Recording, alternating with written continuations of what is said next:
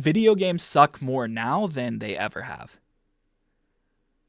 I mean, like, AAA games, not like indie games. That's right. This may be a surprise to you who's watching, but there are more games than AAA games. There's more than Call of Duty and Fortnite and Madden and 2K and FIFA and WoW and League of Legends. You don't have to keep throwing your money into these money printing factories, or in more recent examples, money burning factories. You don't have to take on another full-time job on the side of a full-time job to be able to complete 4 battle passes before Tim Sweeney 3D prints a life-size Chun-Li Fortnite skin and comes to your house and domes you in front of your fucking family. You can play games that make you feel things aside from anger and contempt towards other people in game chat. You can play games that engage your brain and make you think, not just ones that cause your brain to atrophy and calcify, aside from the part of the brain that lets you react quickly to someone peeking a corner or ganking your lane. You can play games with a unique art style or gameplay loop that scratches a specific itch you've never been able to scratch before, because you didn't know that particular itch was there in the first place, because your whole body's itchy, because you have 20 hours of screen time on Call of Duty Warzone and you haven't fucking showered. You can play games that reignite that flame in your heart that you had as a kid that made you fall in love with games to begin with. This video is for anyone that's trying to break away from the black hole that is AAA games, but doesn't know how or where to start. For anyone that wants to get up from their sweaty and anus-indented chair and shower and finally touch some grass in a cel-shaded or pixelated art style. For anyone that's had their relationship with video games soured over the years due to egregious monetization and perpetual releases of unfinished and overpriced games. This video is to encourage you to play indie games. So I brought a list of beginner-friendly indie games that'll hopefully steer you in the right direction or give you a good place to start. But before that, let me just explain why indie games specifically. And if you want to skip right to the list or the recommendations, you can just skip to the timestamp right here or there, somewhere. There's going to be a timestamp somewhere. They're cheap. Most of the time, indie games fall from the $5 to $30 range, which is a lot better than the AAA standard of $70 to $120 just to be able to play the full game on release. They're available in a lot of places. If you have a PC, they're most likely on Steam. And most of the time, they're not platform or console exclusive, so you can find them in most of the eShops. And most of the time, if they are platform exclusives, they usually migrate eventually. They're easy to run. I just upgraded my PC, but my old PC used to run pretty much any indie game, and that thing sounded like somebody took a fork and stuck it in a jet engine and tried to cold start it. You could put a couple of computer parts on a Toastmaster Cool Touch 2 slice and a physical copy of Cyberpunk in one of the slots, and the end result would look and run better than what it did on my Xbox 360. But you best believe that that thing could run Lethal Company like Nickelback ran through early 2000s middle-class white neighborhoods. The devs are super passionate, and it comes through in the game. And their passion and creativity aren't stifled by the CEO of a publisher that wants to cram a battle pass into a game where it only throttles the player's enjoyment. They had a specific vision of a game that they were passionate about, and they delivered it to you directly with no middlemen. They are the rotund, middle-aged, sweaty family diner owner that put his heart and soul into what he made. Here's my list of 5 must-play, beginner-friendly indie games that you should play if you've never played indie games before this. I gotta work on a title. I gotta work on a better title.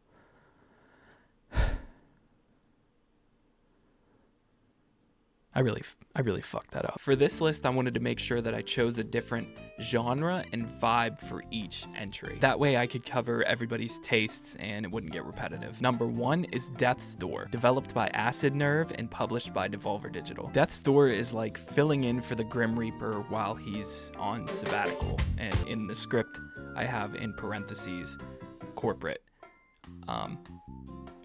You essentially work for an office.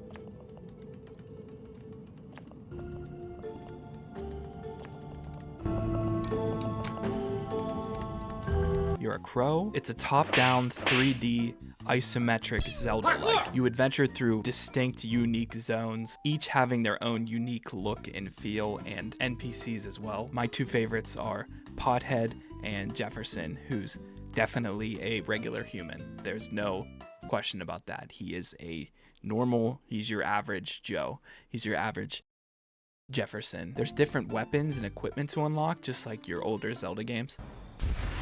The combat has a low barrier to entry, but with the different weapons and the equipment you unlock, it really adds depth to the combat, and it's really rewarding once you learn how everything works. Also, the mimics in this game, top tier. Instead of just getting killed or having to fight the chest, you actually get eaten by the chest, and then you have to kill everything that pops up, kind of like a wave-based game mode, and then you get a reward. Get him up, let him get up, let him get up, let him get up. Fight back!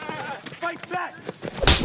The music in this game, it'll make you think you can lift a car. It's crazy.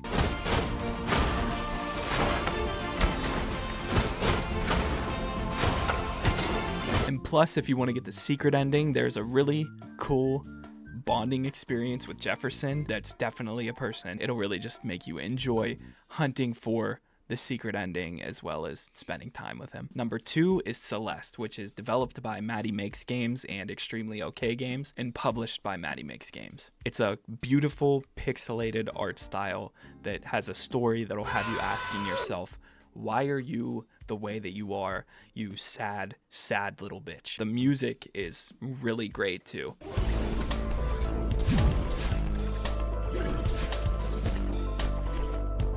This game is a capital P platformer. This game is hard. And I know I said I was going to give beginner-friendly indie games, but this game kind of does a pretty good job at easing you into the platforming. I wasn't a huge fan of platformers coming into the game, but after doing the main story as well as doing the B-sides to different levels, I'm a fan. Jesus Christ. You know when you play a Souls-like game and it's super difficult and you lose multiple times repeatedly to bosses over and over again, and you keep coming back and you keep trying new things and you try to figure out, how am I going to take this boss down? And then finally it clicks and you beat the boss. That's kind of what Celeste is like, but with platforming. You're playing against the level and the environment instead of bosses, but it's just as rewarding once it clicks. It's level based, so it's easy to just pick it up, do a level, put it down, or do a couple levels and put it down. The game's beatable and enjoyable if you're playing it casually, but it can become extremely challenging if you wanted to. Also, one thing that's going for this game is the TTA, which I just made up, Time to Alive. Not to be confused with TTP, but Time to Alive, or TTA, is how fast you can get back to playing after you die, because you're gonna die a lot. There's also B-sides to every level.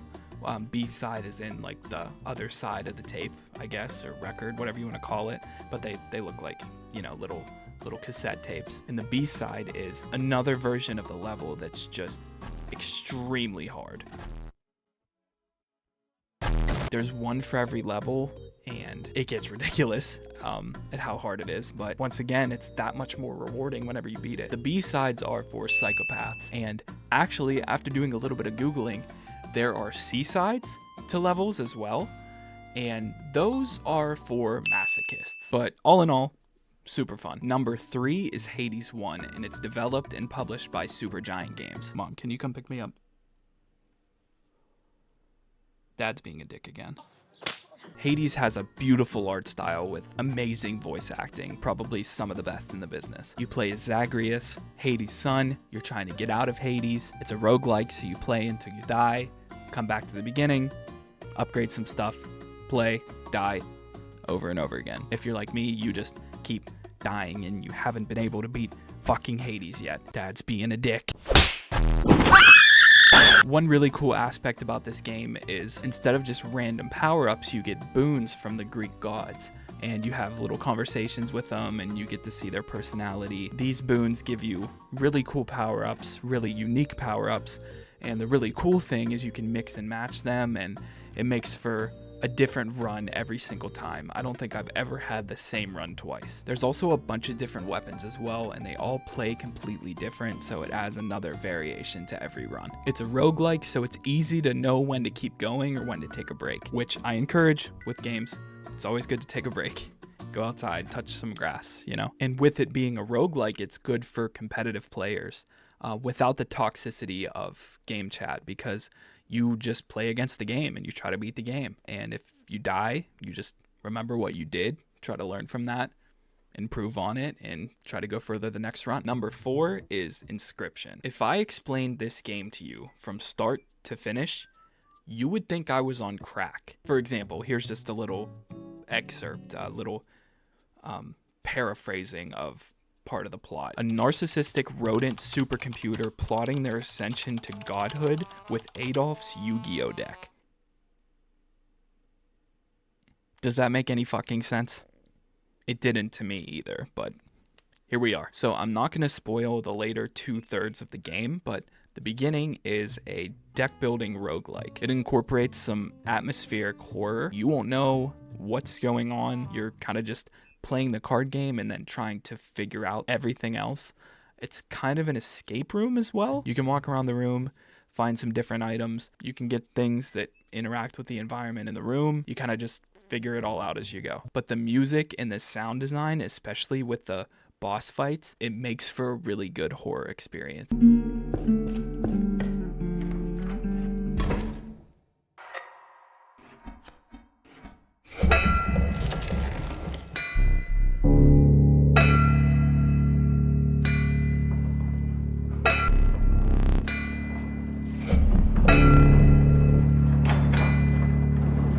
Like I said, it's atmospheric. It's not jump scares. It's more so like I feel really uneasy for a whole card game. Also, there's an ARG in the game's universe. Once you play the game, I'd suggest looking that up. It's crazy. If you're into ARGs and weird lore and stuff, it's worth it. I think after you beat the game, though, you will feel inclined to look this stuff up. This shit's wild, but it just makes your love for the game even deeper. Number 5 is Vampire Survivors, and this game is developed and published by Poncle or Poncle,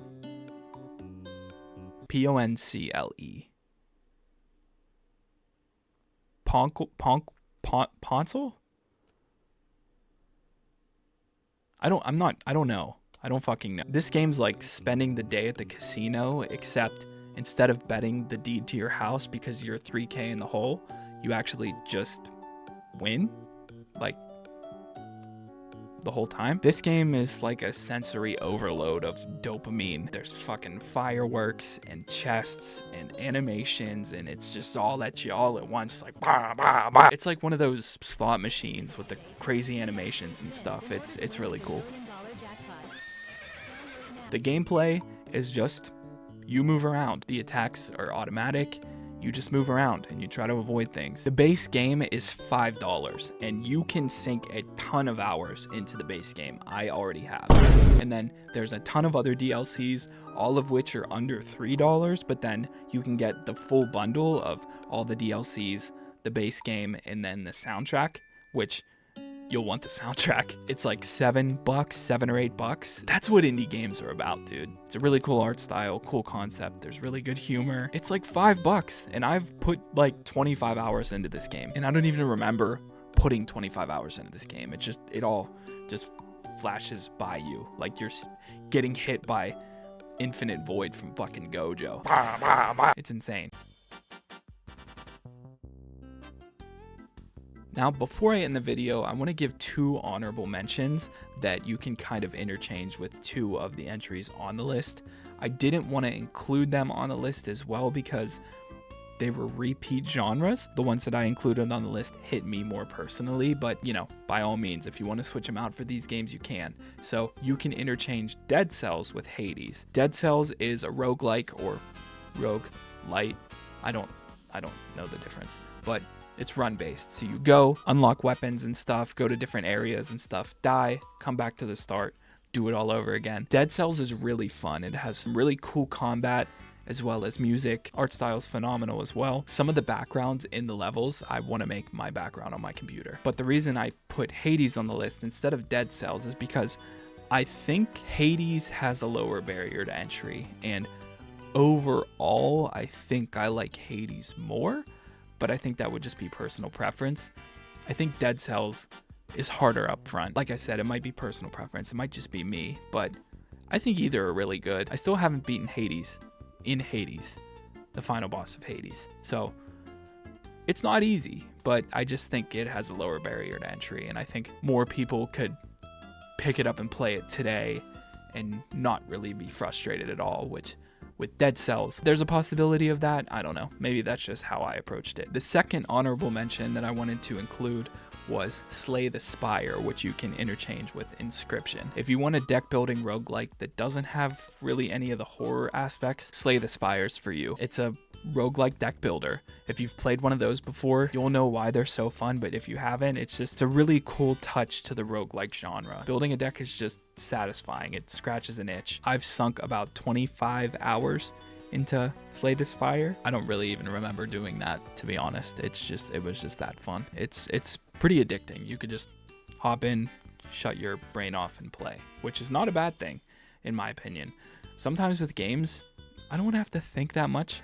I mean, with the deck building, you kind of think of what cards you're going to add while you're doing the run, but just play it. Just play it. You'd understand once you play it. And that's it. That's the video. Like I said, I tried to vary the genres. I didn't want to do any repeats, but those are games that really just hit me in a way that AAA games don't. And I recommend them to everybody or anybody that enjoys video games, and they need to change up. Let me know in the comments some games I might have missed, maybe one of your favorite indie games. And if you made it this far, thank you. This is one of the bigger videos that I've done. I've done a couple other videos, but this took the most time scripting and playing the games, getting the footage, things like that. So if you made it this far, I really do appreciate it. Be sure to like, share, subscribe, comment, anything if you want to see more videos like this. I have some other videos in the works as well, talking more in depth about some of these indie games that I listed, as well as another one that I played recently that I sunk like 2 weeks straight into. I was thinking about it when I was sleeping. It was crazy. I'm Optimus Muff, and we'll see you next time, hopefully. I don't really know. I don't really know how to end the video.